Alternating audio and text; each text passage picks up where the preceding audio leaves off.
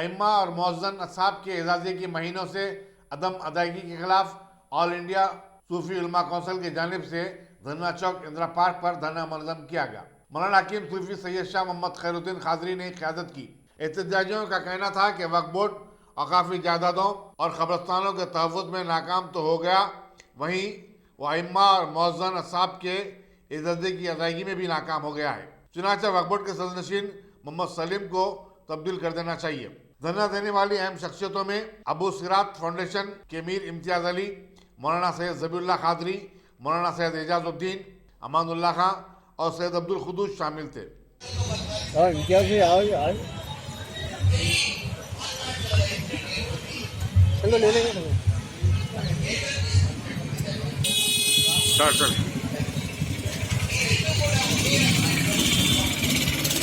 आज रियासत तेलंगाना और हमारा रियासती वक्फ बोर्ड के लिए आज का दिन निहायत ही शर्मनाक दिन है।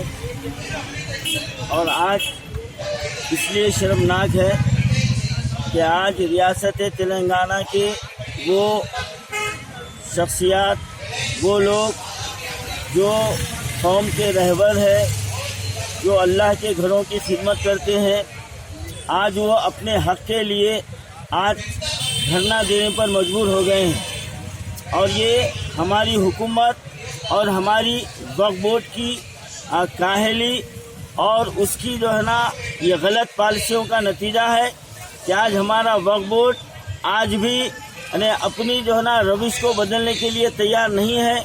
और ना वक्फ बोर्ड हमारा अइम्मा मुअज्जनीन के हुकूक अदा कर रहा है और ना औक़ाफ़ी जायदादों की हिफाजत कर रहा है।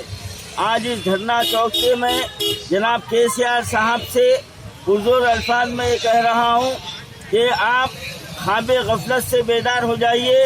आप ये समझ रहे हैं कि आप जिस शख्स को वक्फ बोर्ड पर जो ना बिठाए हैं वो कौम की जो ना मदद कर रहा है, ये ख्याल खाम है।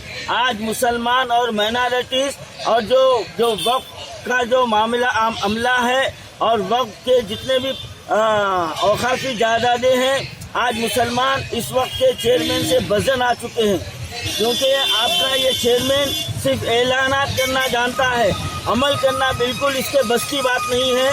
ये हर 2-3 दिन को मीडिया में आकर मैं फलाना काम कर दूंगा, फला काम कर दूंगा, लेकिन आज भी कब्रिस्तानों में किसी मैयत को बगैर पैसे के जगह नहीं मिलती।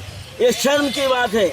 आज मुसलमानों की मैयतों को ले जाने के लिए ऑल इंडिया सूफी उलमा कौंसिल आज 2 साल से मुतालबा कर रहा है, लेकिन हमारे चेयरमैन के कान पे जू नहीं रेंग रही है। ये शर्म की बात है, जबकि औक़ाफ़ी जायदादों से जो आमदनी आ रही है उस पर मुसलमानों का हक़ है, लेकिन आज मुसलमानों की हक़ तलफी की जा रही है।